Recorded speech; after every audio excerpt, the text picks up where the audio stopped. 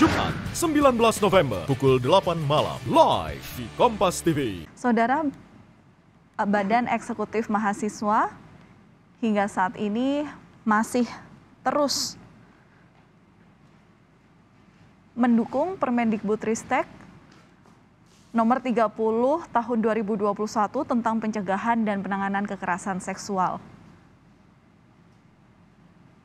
Ketua BEM UI menyatakan Permendikbud nomor 30 ini merupakan langkah progresif yang dilakukan pemerintah di tengah maraknya kasus pelecehan seksual di lingkungan kampus.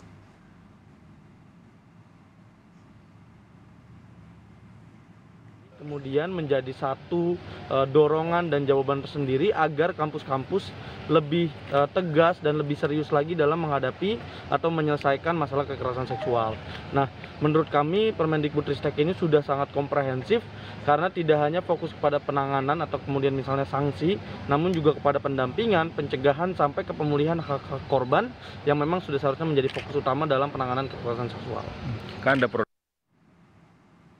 Sementara itu, Komisi Nasional Hak Asasi Manusia menilai Permendikbudristek nomor 30 tahun 2021 tentang pencegahan dan penanggulangan kekerasan seksual di lingkungan perguruan tinggi adalah penting. Wakil Ketua Komnas HAM menyebutkan Permen ini menekankan bagaimana melindungi setiap peserta didik di kalangan kampus, memberikan rasa aman dan tidak menjadikan peserta didik sebagai objek kekerasan seksual oleh siapapun. Melalui permen ini, lingkungan universitas bisa membenahi, menanggulangi, dan mencegah tindakan-tindakan yang mengarah kepada kekerasan seksual. Kita dukung permen itu, ya, sehingga semua kampus ya, bisa membenahi dan menanggulangi jika memang terjadi hal-hal itu di satu sisi. Yang kedua juga apa? Bisa mengajarkan kepada seluruh sivitas akademik di kampus-kampus agar mencegah perilaku yang menjurus.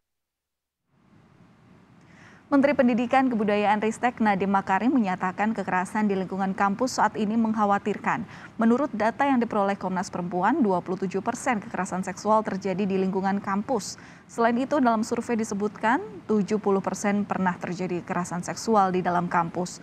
Untuk itulah Kemendikbud Ristek membuat aturan tentang pencegahan dan penanganan kekerasan seksual agar kekerasan seksual di lingkungan kampus bisa ditekan. Kekerasan seksual dilihat dari data apapun.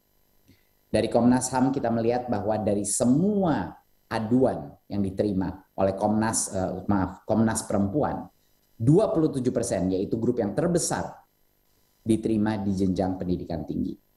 Kita sudah melakukan berbagai macam survei eksternal, dan kita melihat survei eksternal dan internal berdasarkan 174 testimoni dari 79 kampus di 29 kota. Korban kekerasan seksual itu hampir 90% adalah perempuan, tapi bukan hanya perempuan, laki-laki pun menjadi korban kekerasan seksual. Ya. Dan akhirnya kita juga melakukan survei langsung, dan pada saat ini kita melakukan survei kepada dosen kita, dosen bukan mahasiswa. Kalau mahasiswa mungkin angka ini akan lebih besar lagi.